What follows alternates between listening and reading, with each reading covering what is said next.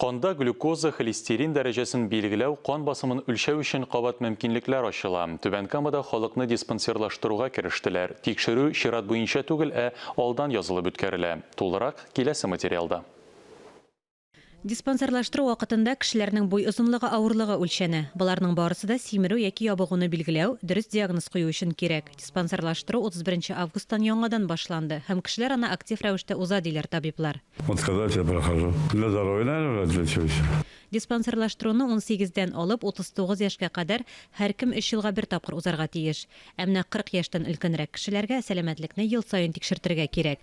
Диспансерлаштыру инвалидлыкка чыгу яки вакытыннан алда үлем сәбәбе булырга мөмкин булган хроник йогышлы булмаган авыруларны иртә срокларда ачыкларга ярдәм итә. Первый этап – это профилактический медицинский. Беренче этап – профилактик медицина тикшерүен узу, истәмә тикшерү методларын сынап карау. Югары кан басымы, глюкозаның югары дәрәҗәсе, тәмәке тарту, наркотиклар куллану куркынышы да ачыклана.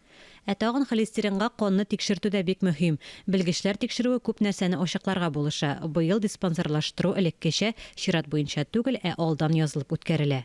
Терапевттан юллама алып яки информат аша диспансерлаштыруга язылырга мөмкин. Кол үзәккә шалтыратып та язылырга мөмкин. Быел Түбән Камада диспансерлаштыруны 36 меңнән артык кеше узарга тиеш. Гөлназ Ибрахимова, Светлана Шумкова, Татарстан яңалыклары.